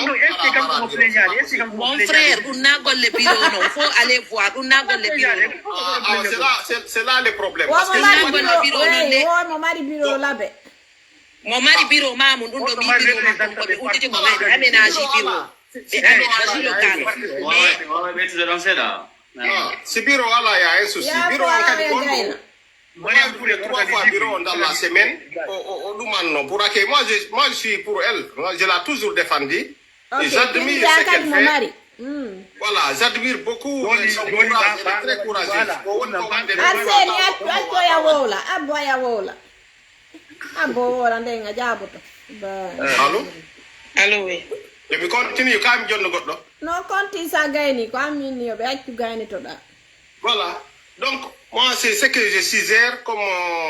alternative à Mariam Touré elle n'a qu'à chercher des bureaux et so uditi joni mamu neɓatara o heeɓi laabe o heeɓi ɗa woɓɓe kadi waɗa antenne hara neɓata janɗi neɓata kadi simo uditi kadi compte bancaire neɓata hara compte bancaire on kadi janɗi andi donc c'est comme ça il faut faire mais façon no woni golgirɗen on tampinaymo kanko tigi sina ɗum tampinaymo wono par exemple o debbo wallaɗo ɗo ɗe balɗe ɗo o jiyo mo bobo mum on maayi siga on buy no woodi guine surtout siga on buy no woodi a wawata kontude ɓuuri on ge nawnaje tampere kono andi probléme on kon ɗum kulaji ɗin fof ko kulaji kono goɗɗi ɗin kaka cuuɗi woni ɗi ɓorna hiɗi kaka koye assiette ɗi ñamata ɗiɗa goɗɗi goo ɗi wonɗi ka ɓurure ɗin ɗon no fellede no raɗede fiyoɓe yimɓe remu donc mo kala e chance mum dans la vie andi voilà donc wano par exemple o bobo no feƴƴiniri ni yimɓe no inde ɗo ɗuma mais quand même structure médical on si goɗɗo woni ha jibini e hôpital suivi no duwa waɗede kamɓe tigi ɓe an ɓe suivi ɓe duwa suivude bobo ɓe waɗa scanner ɓe dara si tawi ɓe waɗa ɗuma ɓe vérifia si poumon jiɗi no respirude poumon jiɗi no moƴƴi et tout ça ɓe waɗana ono nene bobo rendez-vous ji o ara ɓe consulta bobo kono quand même il faut ɗen andi qu'est-ce qui se passe il y a les dysfonctionnements à tous les niveaux là-bas Voilà. Moi, je ne doute pas qu'elle est instruite, mais on sait bien, comment on appelle, il me bien qu'on est en Djangi quand même. Il faut des gandidons. Voilà. Maintenant, si Django doit Heidido, na goto. Django do ko buri mengala. Django doit Heidido, na goto do Hailo Haro, Jangali, and me vraiment. Wajo tomo yo daɓɓu biroji wonde ko waɗa activité ji ɗin kaka biroji ton o waɗata o soda des denrées alimentaires des médicaments si goɗɗo ari no besoin ni ma coñci ko ittete kon ɗo yimɓe naɓi ton ta mo mari mo kaw stoka si goɗɗo no faala mo mari ton si ɓe ari o ƴetta o jonna ɓe voilà donc ko ɗum ɗon maintenant mo wawi filmude woɓɓe go si tawi faalaka filmede yo lando toujours tawi fala ka filmer et puis o waɗa photo ji o matérialisa ka biro makko ton ɗum ɗon tuyoni comme preuve so waɗi photo ji o matérialise ka biro makko ton mo wawi fixude ɗin photo ji ton ara e laade tableau mo explique ton wano histoire ji ɗum a winda ka tableau ji ton tira ya des imprimantes et tout ça waɗa wenga ton ɗen ka biro ji makko ton o heɓa e vie mais comme ça là a waɗi photo ji e way non photo ji seeɗaji Joni dans les actions humanitaires. Dare donc, Joni basi frère. Seeɗaji na buyi ko waɗi tout tableau ni wala photo ji seeɗaji na buyi voilà quelques photos si ɗe ɓoyi ha woni 3 ans 4 ans 5 ans o change o waɗa goɗɗum go kadi décor o voilà mais les critiques qu'on donne ici Mariama Touré City c'est pas on n'est pas contre toi nous voulons t'aider parce que franchement,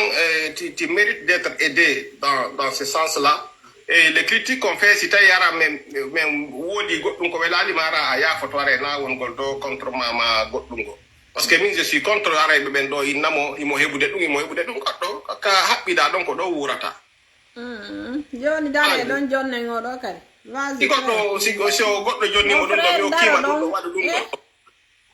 Okay. Vraiment ko di ko ndaw mi ko ene ko no be lo ko mo be inde mo yettore mo haray ko jama woni do ko be tagon ko fo ko no modira kala do ide mum ko no yara yeso nano atire bawo mi lama sije ji tati mi wawta yewtude mi fuddara taw avant tout sije mo frère Jomendo yewti fi Mariama Touré fi bureau ko di ko halu gongol no woli fi parce que rewugol wadugol action on woni différent c'est fondé mon focus d'appel si kay hay tun hewta ƴetta kono me ay hay won soñola quoi fi bureau jidi na hala mo inta ko modu du Mariama Touré ONG Macron ko collabora e système l'état kanko ko volontairement o dumani ko goddo addi wo wadata donc wana en position donc ça dépend situation mo woni ma est-ce que volontairement une gol jawdi no Mariam Touré no risi wo famille makko ko risi Allah jarama mais on parti bureau c'est normal c'est logique mais ko tay no wodi si ala kanko tikita wala parce que so wadani go o addi vidéo goddo yi mo be wona plaisir yurme wadana hawde mo wala kude par rapport rongo min ko non wata dum manago wono programme vidéo ji parce que jamano critique da wata o film mi jonna do exemple computant une fois que no do junkum be fala no wallita gol donc exemple to mi nabude wonno 2 semaines maximum un mois tay be la wo de nouvelle junkum boy no do berna ke junkum des millions be do manike Mariama Touré même temps tanji go arno do tay o filmata jama harno critique dem parce que andi neddo sa wadi ko boni be hala sa wadi ko moddi be dum manno fo ko problème goto vous voyez même si qui par rapport e golle makko de vidéo c'est important et puis kadi ha hande o wadata ko vidéo oron kama jonude go parce que ça wada ko vidéo ya un téléphone pourquoi tu vas pas t'asseoir faire un live tu parles de la politique donc voilà vidéo ji ça dépend mais vidéo c'est important parce que ko don courage ko don courage tala min tigi si mi yurmete an kadi a yurmete on fami donc hare on kadi min mi al erreur ko tawta parce que ko non appoyatam na kanko ene tawon goldude ko volontairement voyez ko goddo addi o walli so to goddo donc et puis kadi o cede o wadi on ONG fop woni hay ko leta on ade preuve sa dal preuve asignata ay bata ay fus nda ton kadi voyez OK troisièmement on jama no inude droit fi famille on même c'est que premier jour ko Mariama Touré yetti décision finale fi yettugol fi charge fois don fo yi vidéo ko deuxième fois ko yehna bangol nyamete ka burure parce que min hay gagnam minata yo holo do itti non sik o foti kameno chabi mo rondi do ngam ko kanko bi makko parce que fat c'est dale hande ko don be yewti don ha ala ko etaki do ko sabu pay kunkun o yetti décision wonde mabbe nabe mo ko labtani o nabno pay kunkun labtani ko be tako ko wawata ne don mbudi hada tamayde gandal hada tamayde ko wakilan da goddo o si jour o hewti o etike fi nyawdugol junku bobo parce que on a eu mo donc so yehi to woni be inni mo ça va kanga ko docteur be inni mo jettata parce que ko don aussi bata naga ko docteur ma voyez donc pay gon mingo awo mon suti on nando sella kombe ndata fatu soyo dade onjo ennan mo wadi souffrance e ko wadi kon c'est plein droit min si do mi mari capacité mi wala an men o da men vous voyez kon me piji gono ton jama ko hala kam bodi e di wad go réaction jidi parce que hala gollata ko mbudi din e wakila gongo e gol fonde kero décision mu vous voyez donc wono parti do début on to fatu ala ko rewdali nattu golmo parce que premium mi do souvenir ko kaw makko ngona termo ben donc etti do ata bala des nouvelles modi makko o etike do ha be nouvelle modi makko o seppi do fono yi ko yata 50 kilo mo yawde ka burure ha o natti fatu to fi non tum mo tingo parce que première fois ko na fatu ko téléphone Nokia o ki fatu o kun téléphone ari mamu o nodda long oya donc ennan mo manado pay le marbe capacité no l'état on noto marbe mbot noto on de ngad lagi l'état on tout gay nali jamao l'état on na fali jamao est ce que ko simple pauvreté yo wonde to rade fisabilité la gaynant non impossible donc par rapport non incisé di don fo po wadno o wadi no hawron so décision kambe on jogita gol fatu mamu donc par rapport non kadi o kilali ki fatu puis parce que fatu hunde ala métier ala fusko wadete fono suti ala ko hali donc ben ko menace jamon bien sûr adugol idée no mudi ko no mais souté ngo serdion c'est important aussi parce que ko jamon wadi ko non kan ka do wadata vidéo jidin c'est clair et net no mudi donc dandi goddo hala parce que so wadali vidéo o ben suku de nabde mbudi o suura parce que o ben do mo darnani hoore makko cuudi ko jamon ko vous voyez yangi ko won wadde gi yawgol e burure yawgol e village o nyande do mali yembere to nder julde nder sakki wad godo donc dar kilomètre ji jelu moto ji jelu hay moto ji di pineji di ko don lanni onno fo ko mbo wata wadde mi ngi hodan ay sa mar kurale mi tenata no o debbo kon ko gorko wallahi parce que gon wadde ko wodbe fu hay wata wadde hay président non de warbe go wata wadde vous voyez mi ngi hodan donc kanka di hoore makko ki yangi do mo meriti hebugol goddum mo meriti parce que hande adna do mo ko gonata don wurata sai goddo nangi law clandestin arinati kandi an ko fi sanjugol hoore mum vous voyez donc kanka ko wadde don kon hay so yetti do instant mo nyamino dagali mo parce que o yangani ke denkati hay dum wala wate parce que une fois que ko biono menda honto be fandibe bale ngil bale fembirangi o bito do o no memata mais ko futi ka do wadi fi wata o no anyi eni be fembiro bobo donc mayde hadata jawdi hadata mayde ngadi hadata dum hadata séjour o ngari en ko inete tun ko yalla hindo bobo ya fo kono me inu go wakilana ke ngol no don on bon mo be ko way ko wata vraiment on ya photo si hala kan juti mo be ko video mo adi ay metti kan ta go to setting ko mo be jam mo be ko hakki mo kiyo merci beaucoup merci beaucoup ali makella mo modi yo terne yo laissez mon frère Guido Fulbe hein c'est vous même qui va aller dans le camp mon frère arrête ngoto mi sibeta ko no meti fois mi montata donc aseni min ko mi wowli do ko fop ay nani halima hande yo kellana kella aisha ko sista ulay mali wowli do ko fo yali yo kellu inani mi yo mi kella yo be kellana awa kella mo halima kella non joni la ni ay sibe kellana ma ça n'a pas de sens joni fop mi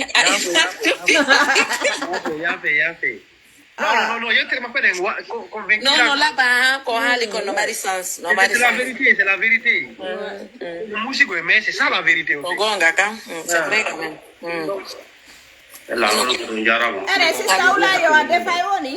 albarka ma balde kali ulay wallo ko dara ni de men do me yaade wala ko 22h yoni wallahi jogi ko menen so mer be den jotto do ka panel ji do ha ngel men do ko 3h mi yaado wala para tu profito de jawalo ay de bono merci nani jarama buy merci vraiment albarka buy ko ngoto ko mina na sista ulay ko woli ko wonu Sister wala era no defu de chepu. Be defu de chepu. No, I mi ala defugol fay ko andi feondo ko vacances de kasudi be adi sunu fo bazar la wonki to de don ke Kuras. Hakune nyala sa active liwe der seconda tawa de washi bazar ngala ora no wa. Kuras. Wallahi. Andi mi falno ribondu de seda Alseni o Alpha Seri yo yaltudo do. Andi jama yo beru différence entre ma guido fulbe ori mo yo beru différence entre ONG ko anduda c'est reconnu et ONG immido halima immido ni tout créer hunde mo c'est pas la même chose. C'est pas la même chose. Donc ay ka état ça na Jori o hebi agrément quoi. Oyebi agrément, mais agrément Macron, c'est à son nom. Elle est présidente de son ONG. Vous comprenez? Voilà. Elle est présidente de son ONG. Tout ce qui revient de droit, même si c'est régularisé. Ça veut dire à la groupe, kanko tout. Kanko, ONG Macron, kanko, kala arko tautu, kanko recruitata. Yo, be arko non, attendez. OMG Family OMG Luma. Mi femme non, OMG Family là. Non. Alseni. J'ai une question, s'il vous plaît. Là, on faut qu'on me fasse la nagoro. Mimi andi ONG di Guinée. Mi ko billahi wallahi. So yi contrat di ONG di haydi nanta inde mo e ko di hebata kon. Ayi de signer des contrats de 100 000 euros, de 200 000 euros de dons. Enfin, mais je me demande si on Mariam Touré quand on a la date de se faire un contrat. Si on n'a pas de l'amour à la mouanitade, pourquoi? Si on a l'amour, on a besoin de torta. Non. Kala wawde apportant de goɗɗum ils sont avec toi. C'est-à-dire andi état on c'est donat dona en fait. Ça y gouvernement soutenir c'est parce que d'abord des campagnes sengoto on be artiste be buy no parce que artiste on ani ben no himan debe Mariam Touré ONG Macron n'est pas politique avant mi donc action Macron fait la plupart ONG momon ma wolande da non c'est pas une question de politique c'est humanitaire hakkunde kono abi ONG wulay mali la Guinée ONG non mais honno hattami wolande mabbe nden be na la ngarde la wirtude no woni gonden a fami lam en fait lan andi be me hebude domaine mabbe on ben non ala na fudi awa budi mabbe de ko godo mari wadde ben ben ma lo signi contrat way ton wala don campagne fenande wi yawa arrête c'est ça la vérité ni tambe sa yibe ni Allah mais pourtant les Mariam Touré mérite d'être soutenue par l'État. Je voulais répondre par là. Mariam Touré, elle mérite d'être soutenue parce que comme Djangoula Covid a compté, tu sais, Alseni, il y a différents types d'ONG. Il y a de ces ONG, Covid a compté, c'est une question d'affinité et de bras longs en Afrique. Que les choses soient claires. C'est là, Mariam Touré, on mérite 10 000 fois, il bébé Walliton. Étant, on y accompagne mon appui. Est-ce que vous voyez? Peut-être, il m'a dit des collaborations, peut-être, je sais pas. Mais peut-être, avec mon collaborateur, des mandats ou des partenariats non natira, parce que ministère action sociale, qu'on fait nous on a état nous mari budget mo. Enfin amiga, deux fois que des présidents sont nous mari budget mo andu da so wanu dum ko Mariam Touré woni yawdelo. Donc andi be nay lan tombona combattre la bonne. Et ñedo artistes de bouy montu be de faux projets, je vais dire le nom o e fora e tiangi ngono dila ko yeni la ko no miteri Eli Kamano. Eli Kamano a monté un faux projet. Oye, la présidence, il a décaissé 1 milliard et quelques. Wow. Parce que de fois, président, malan, doka de comme erne jogi. Ça relie mon image du gono, ton maui, quand a golo de konomari preuve, tout perne de wow. Son cœur a été touché. Le président Hollanda, qui est protocole, lui, il signé à la Banque centrale. Quand Kotigi, dans sa caisse noire, il a pris un chèque d'1 milliard et quelques qu'il a donné à Eli. Eli yetti koy pay koy donc o dabbo e journaliste be o dabbo e cameraman be o filmi be yaltina ko journal jaka c'était un faux projet. Wow. o ƴetti ɗin mbuuɗi ɗon ko ɗum no tawa e ko yaltinimo doginimo ko no tawa ko ukkidirimo e membre de gouvernement ɓe ɓen han joni tawi wala accès ka présidence vous voyez un peu donc o ƴetti ɗin mbuuɗi ɗon woni ɓe o landino ballal fi o ñawduɓe ɓen o ñawɗani hay goto par ce que haysi ko naɓo min pour moi c'est mo wawnoɓe naɓude haysi ko Maroc ma Dakar woɓɓe maɓɓe ɓe hay so o ñaama e feccere mbuɗɗin feccereji ɗin o ñawda ɓe o wi ɓe o naɓi ka présidence ɓen han o heeɓi 1 milliard et quelque ɓen.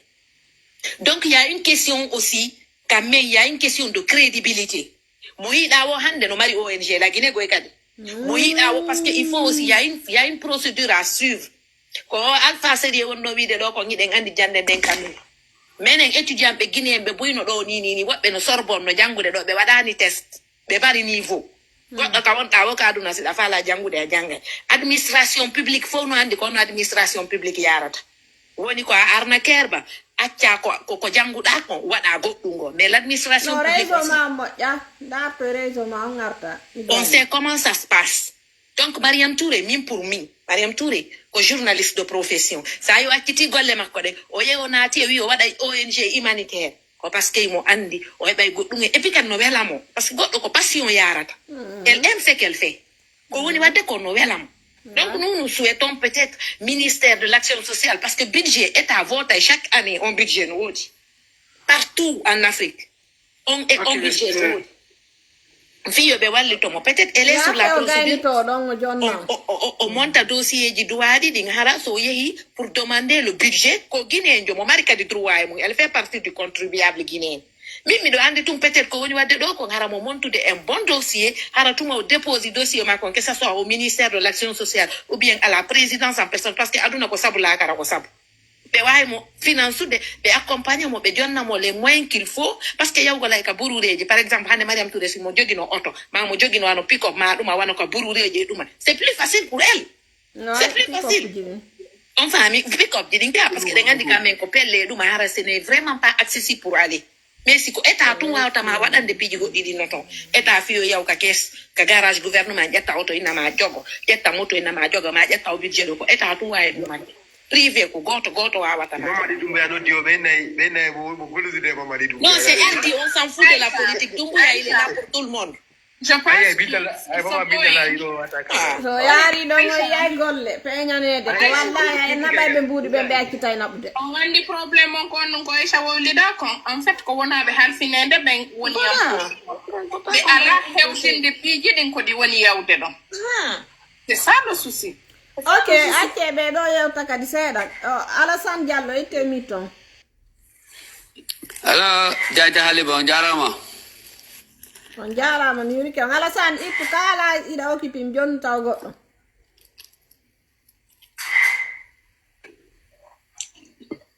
allo Lamzo ɗa wawi yewtude kene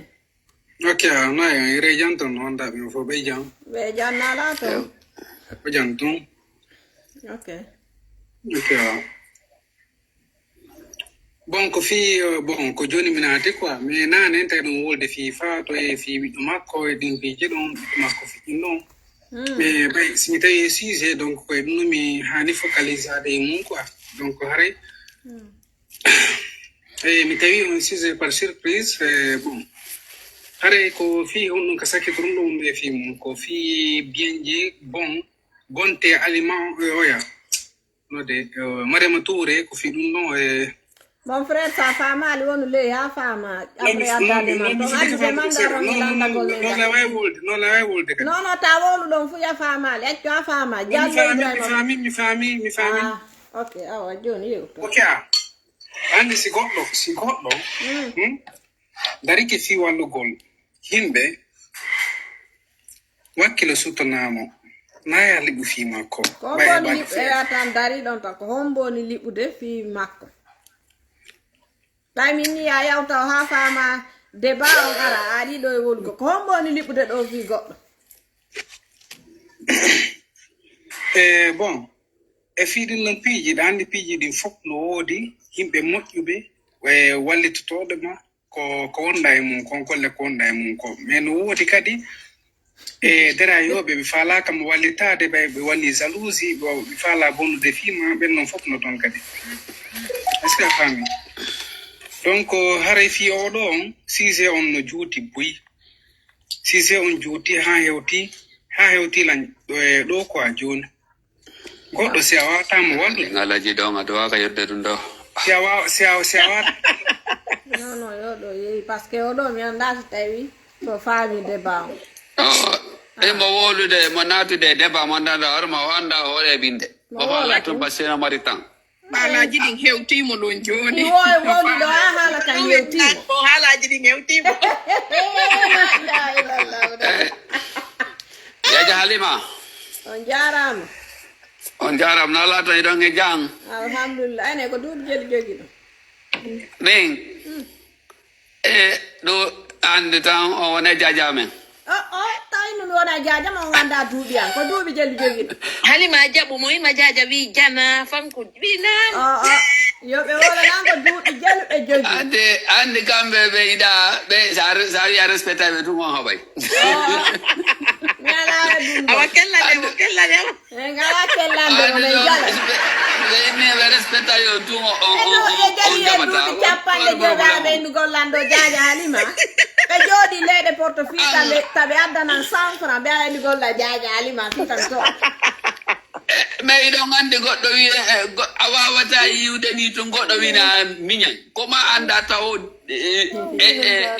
état makko on si wola ko falana kon par ce que a yii goɗɗo taw ɗo yewtude ma respectamo taw nani hito an ngo ngo nani hito mo ngo on anday ala ka mi rewa mi heccam awno wala ɗo mawnindelan ɗo ande al seni en fo yehi jombugol accammi ɗo al seni tum mi oye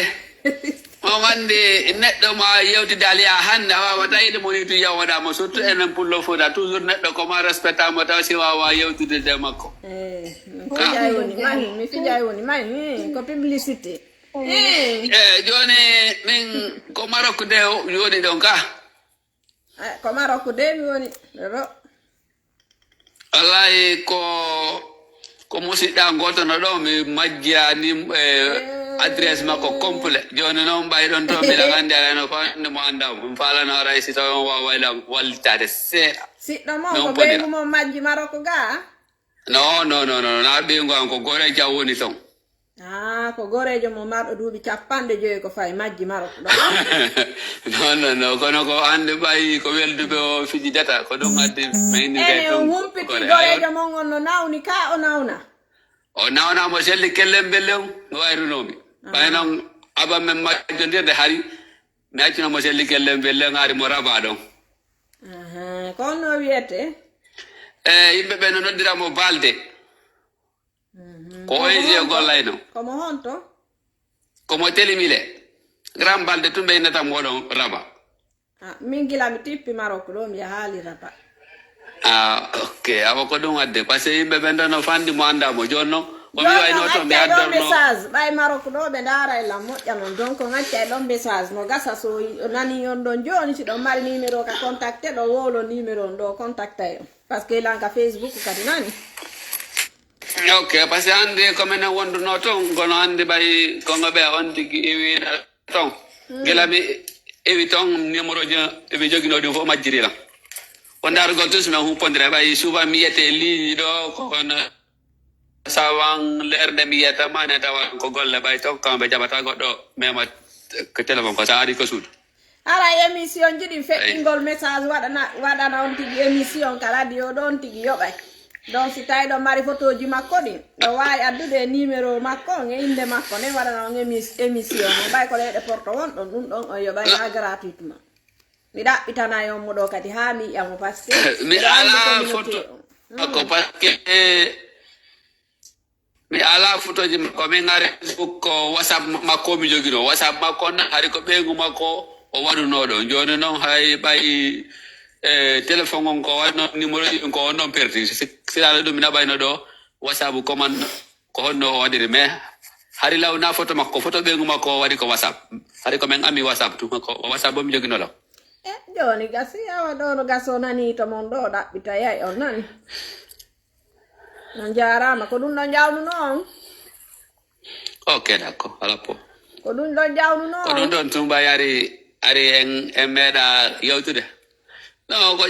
jawnuno lando ko yura golol lando si ɗon gi jange landoro golol ɗum ɗon kadi awa nani Allah hollindiro to men ala kesi dudude awa bay Allah wadi yo nawna yalla hollindiro nani be nanay do message on ngara e amina merci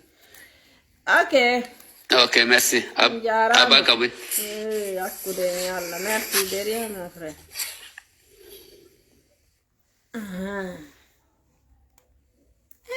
kippinando pion o min jawluma Pinyo juga mi dumane mi andale. Awa jipono? Anga de jijiti na ya fia. Mimo jawi do jipono. Nandong ata ira de me be na ya fe mi jawi mi andale ko ya de jipina do na mi ko jawi de jipina jipina. Alseni. Naam. Adengal dai. Wat nini do TikTok rondo to tun himbe jaw ay sida action sa watali la déconnecto da. No wini billah. Are konti ko ngandi ker. No me pinta jaw do do. Dandi do dandi. Da jabu na ko TikTok de da wadi bordo non wobbe nyara jettama.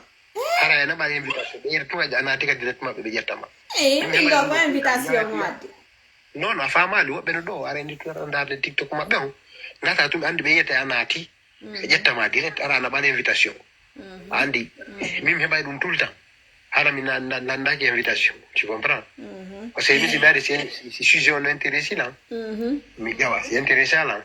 Je mais divertissement ni hala we era e dum mi na tay din refugee quoi. Andi. Voilà. Awa hala ka jilti ma ton kaka hewtani ma. Oh, ya ala kaye. Hello, guys. Oh, hello, guys. Wala kaye tawto ibeto. Ko grande go jawi do mo orsize quoi wanda famande bawo mo habbiti non ko be o hala. Ali ma wi mo joni jippo am fama wo mi fami bay hala ka ngari ha tawi menga. Min ya dekta ari la wudi di telefono. Okay. Nande kadi fe ja ngana no problem si arali ara balli amen no ngodi. Awa joni non. Problem ji gono to wonti ando no jedi diradi. Nakkude ngel. Voilà si ko anje panelon. Si goddo futige wolde halaji gono to recadrer on tigi direct. Parce que si biji go fido himbe fembe buy go komo. Komo feccerande. Sina woli wolde aboto hay sina woli. Bende ko halima no wolde. Ar mi anda ar woli. Ko goddo sabu. Mi halna en hande. Si be fala e be jabu si be fala e be accu. Allah no wadi goddo nge Mariama Touré. Ko marbe ben hakkil wawata fa. Ngare nani Aisha. Ngare be ukundir be Mariama Touré fo daru be honno be way reto. Be jibi o fet. Ahami